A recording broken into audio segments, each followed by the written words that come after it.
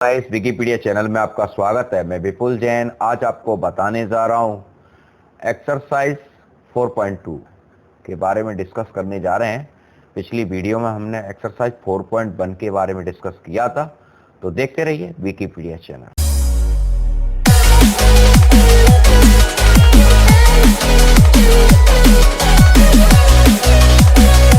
देखिए, छोटी मोटी प्रॉब्लम हमने पहली एक्सरसाइज डिटर्मिनेंट की यानी स्टार्डिक की पहली एक्सरसाइज में हमने पता किया था, सीखा था।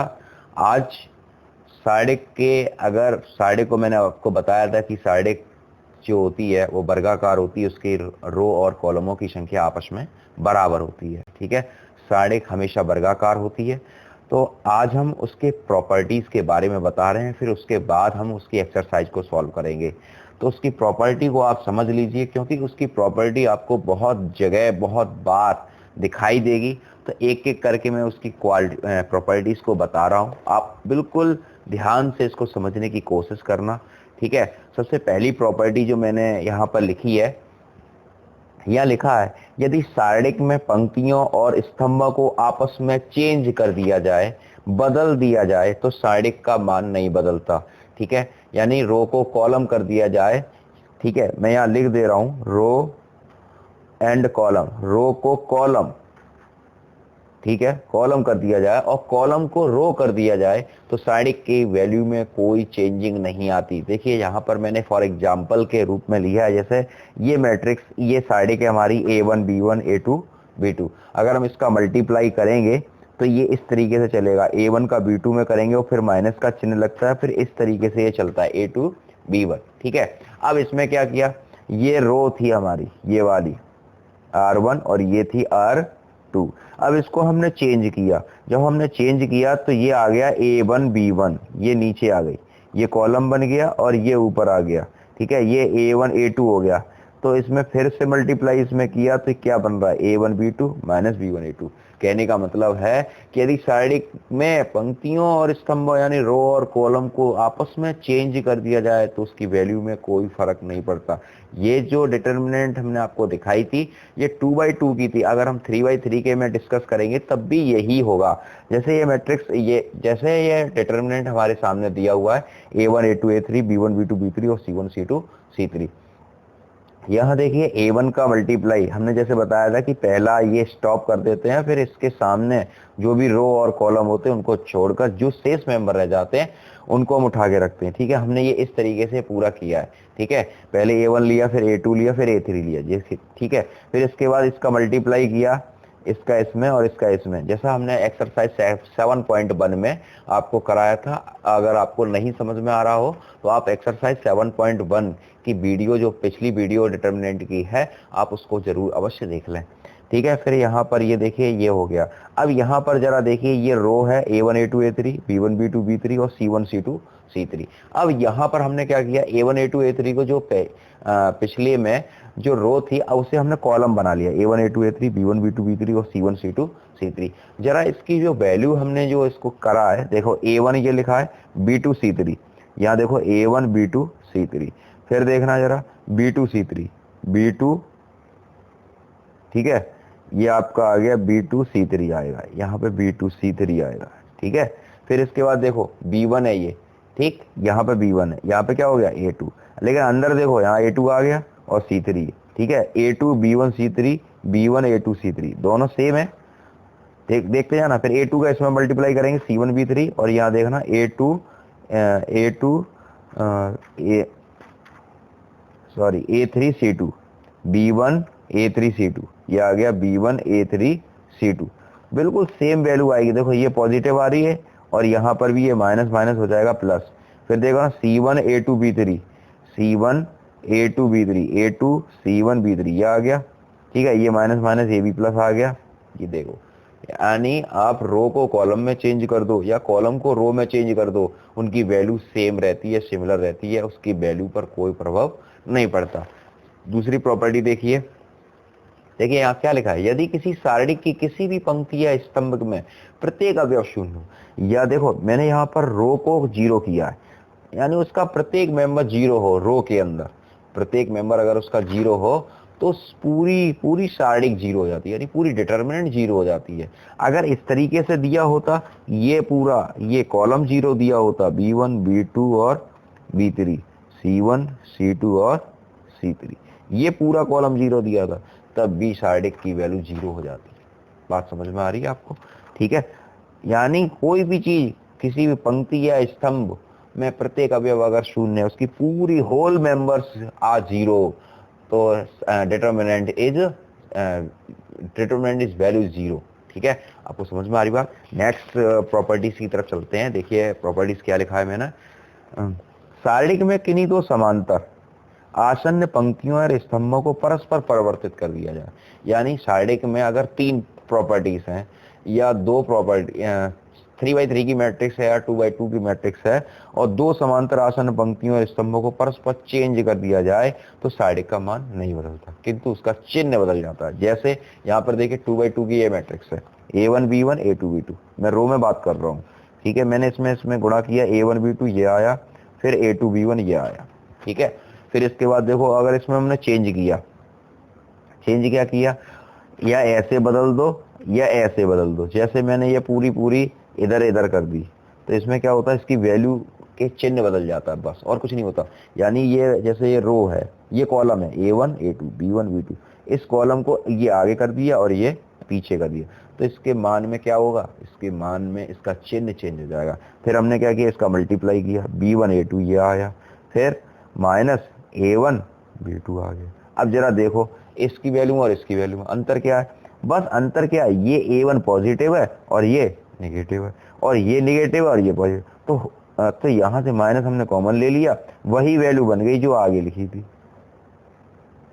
ठीक है, यहाँ से माइनस का कॉमन लेंगे तो ये माइनस का हो जाएगा, ये प्लस का हो जाएगा, तो वही वैल्यू बन गई जो ऊपर लिखी है। ठीक है, अगर हमने 3x3 में करके देखा है, देखो जरा A1 B1 C1 A2 B2 C2 A3 B3 C3। अब हमने क्या किया, इसके कॉलमों को चेंज कर लिया, B1 B2 B3 C1 C2 C3। ठीक, आपको ये बात समझ में आ गई?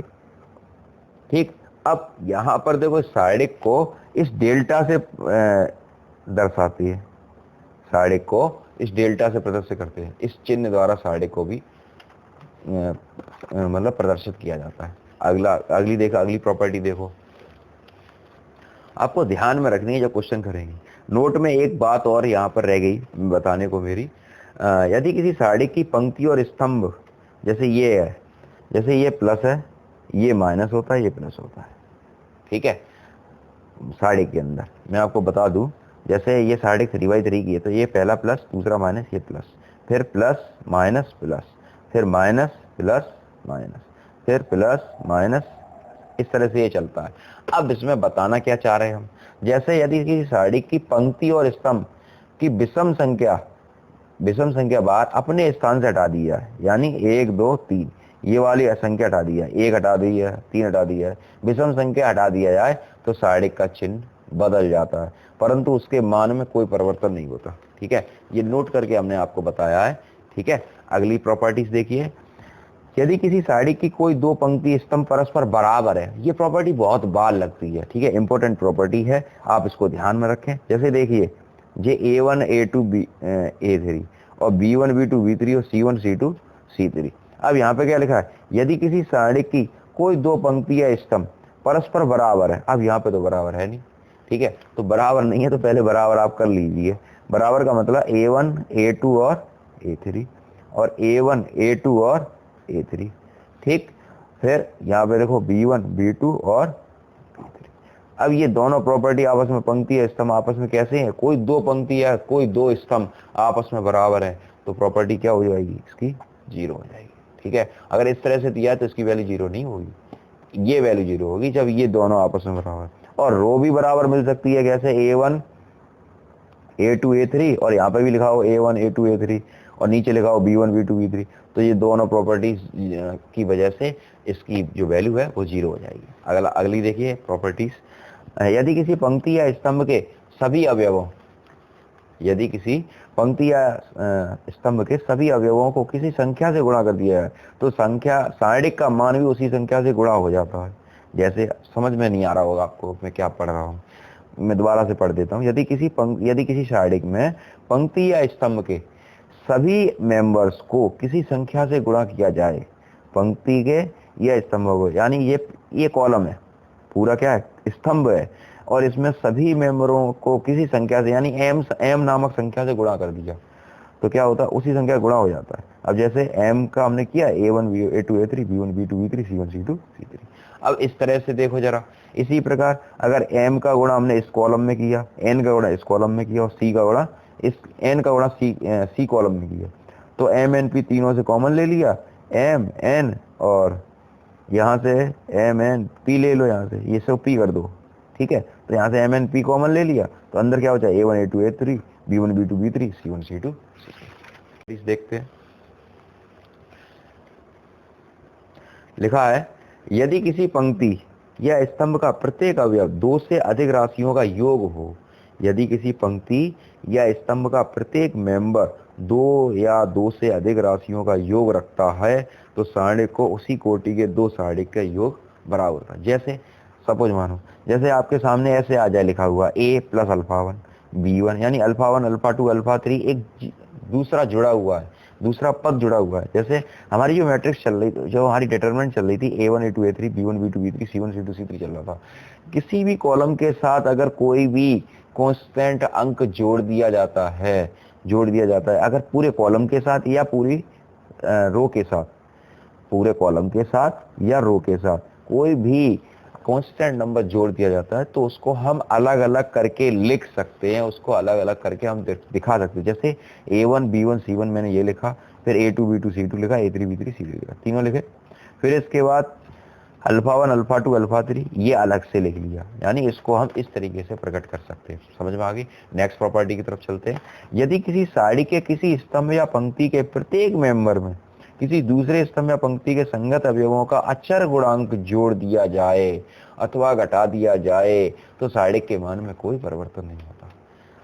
देखिए जरा, यदि किसी सारणी के किसी पंक्ति या स्तंभ के प्रत्येक मेंबर में किसी दूसरे स्तंभ या पंक्ति के संगत अवयवों को जोड़ दिया जाए या घटा दिया जाए तो उसके अचर गुणांक में कोई परिवर्तन नहीं होता। जैसे सपोज मानो, जैसे A1 M1 B1 N C1 A2 M B2, ठीक है, ये है, ये एक सारणी है B1 B2 B3 C1 C2 C3। अब हमने क्या किया, इस पूरी सारणी को हमने ऊपर वाली जो प्रॉपर्टीज थी उसको डिवाइड करके लिख लिया। कैसे लिख लिया, जैसे पहले हमने ये वाला मेंबर उठाया A1 B1 C1, ये पूरी उठा लिया। फिर दूसरा M1 था तो M है, M ओनली M, तो M को बाहर निकाला, अंदर बचा B1 B1 C1 B2 B2 C2 P3 B3 C3, ये लिख लिया। फिर उसके बाद ये N है, N1 N2 N3 नहीं है, N है, तो N हमने बाहर निकाला। फिर निकाला C1 B1 C1 C2 B2 C2 C3 B3 C।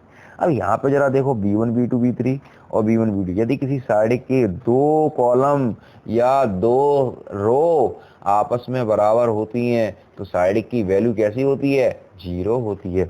यहाँ पर तो ये दोनों मेंबर्स, ये दोनों कॉलम 0 हैं और यहाँ पर भी ये दोनों कॉलम आपस में पैरेलल हैं, समांतर हैं, समान हैं, तो यहाँ पर वैल्यू क्या हो जाएगी, A1 B1 C1, ये दोनों वैल्यू कैसी हो जाएंगी, 0 हो जाएंगी। ये भी 0 हो जाएगा, ये भी 0, अतः क्योंकि अंतिम सारणी शून्य है। ठीक, आपको प्रॉपर्टी समझ में आई।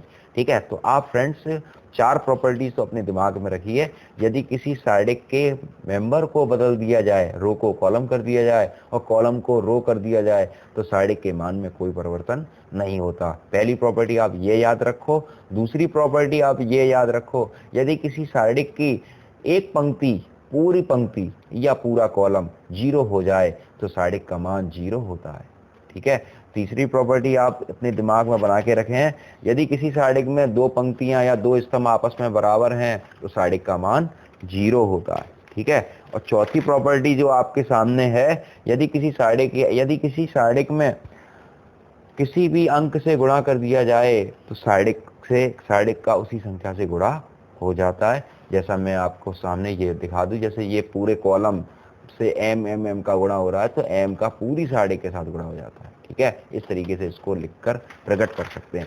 आइए चलिए एक्सरसाइज 4.2 हम लेके चलते हैं, जब आपको समझ में आएगा। ठीक है, और इस तरह से आप देखने से काम नहीं चलेगा। मैं आपको बार बार ये बात बोल रहा हूँ, देखने से काम नहीं चलेगा। आप करके देखिए, करके ही आएगा आपको, और करने से ही आता है। ठीक है। और मेरा उन बंधुओं से निवेदन है कि वीडियो तो बहुत से लोग देख रहे हैं, ठीक है, लेकिन चैनल को सब्सक्राइब नहीं कर रहे। सब्सक्राइब वाले बहुत कम लोग हैं और देखने वाले ज़्यादा लोग हैं। यानी जो वीडियो को देख रहे हैं वो सब्सक्राइब्ड नहीं है, और जो वीडियो को नहीं देख रहे हैं, जो वीडियो को देखते हैं वो सब्सक्राइब कम है। ठीक है। यानी अनसब्सक्राइब मेंबर्स ज़्यादा वीडियो को देखते हैं, सब्सक्राइब मेंबर वीडियो को कम देखते हैं। तो मेरा उनसे निवेदन है, जो वीडियो को देख रहे हैं वो भी चैनल को सब्सक्राइब कर लें, जिससे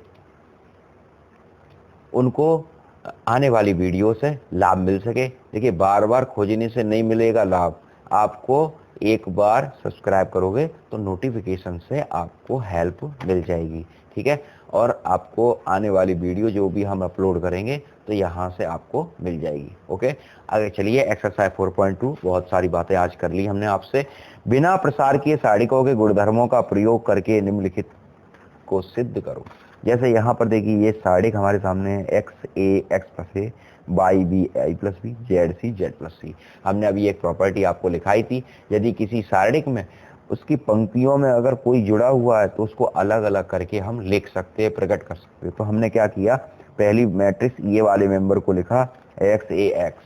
ठीक है, आपको दिख रहा होगा स्क्रीन पर, x a x, y b y, z c z. और फिर दूसरे में फिर हमने ये मेंबर लिखे x a y b b z c c. अब यहाँ पर सिमिलर क्या चीज है, मैंने अभी आपको बोला था पहली प्रॉपर्टी, तीसरी प्रॉपर्टी में बोला था, यदि किसी सारिक की दो पंक्तियां या दो स्तंभ आपस में बराबर हो जाते हैं तो सारिक का मान 0 हो जाता है। जैसे ये आपका बराबर है और यहाँ पर भी देखिए ये दोनों वैल्यू आपस में बराबर है, अर्थात सारिक की वैल्यू कैसी हो जाएगी, 0 हो जाएगी। अगला क्वेश्चन देखते हैं, question number second, a minus B minus C minus A, B minus C minus A minus B, value को 0 लाना है।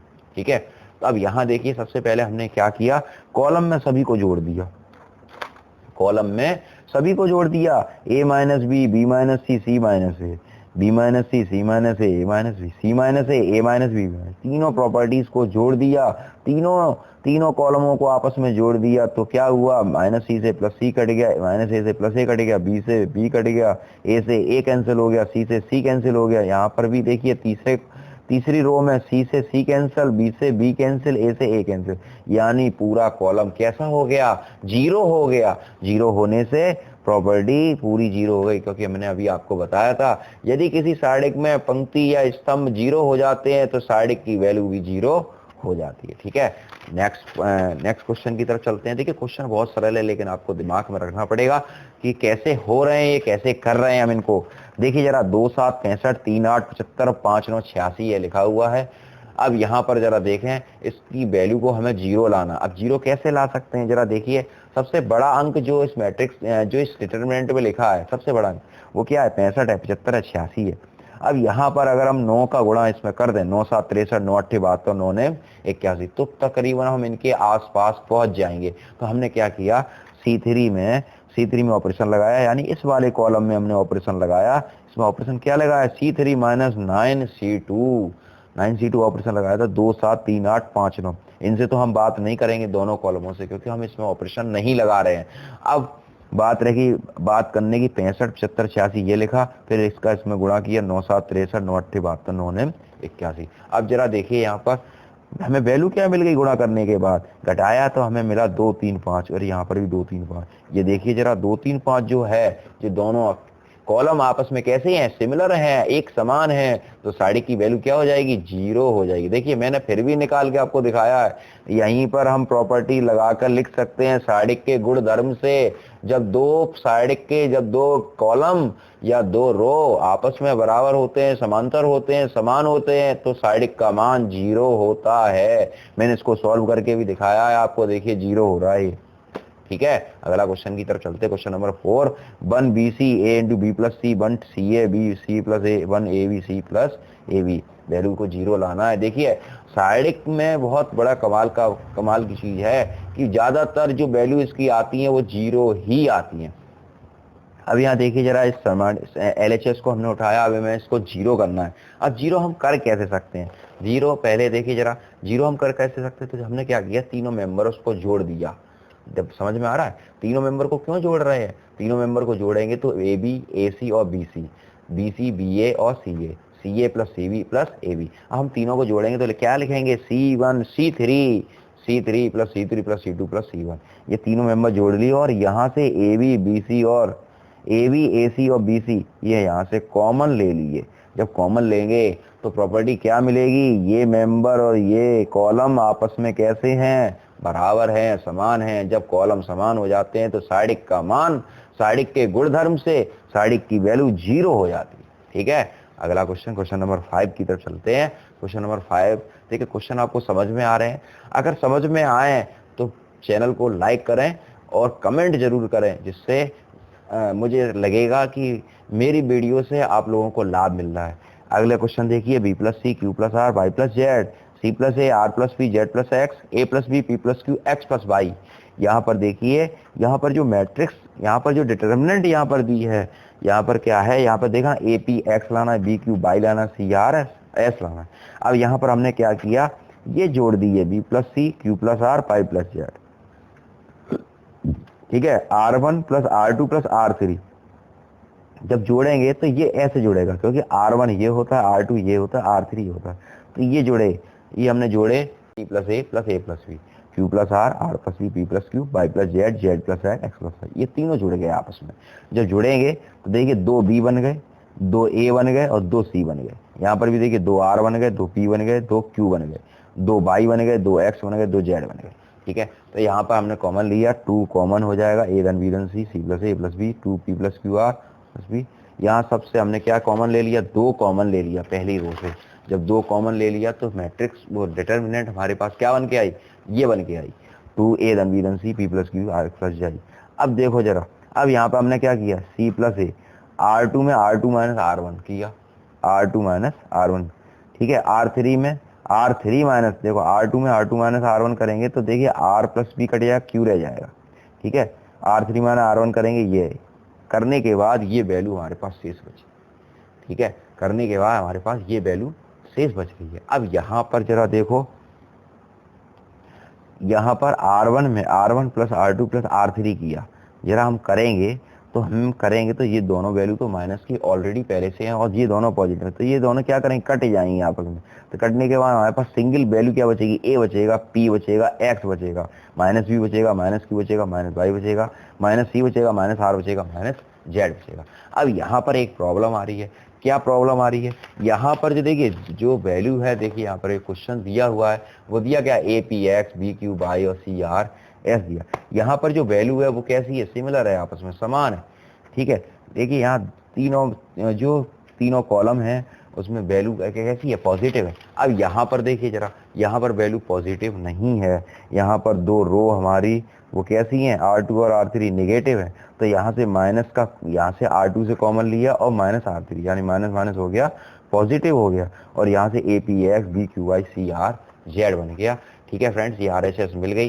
फिर भी अगर आपकी कोई समस्या रह जाती है तो कमेंट बॉक्स में अपनी राय को जरूर दें और देखते रहिए विकिपीडिया चैनल। आपका दिन शुभ रहे।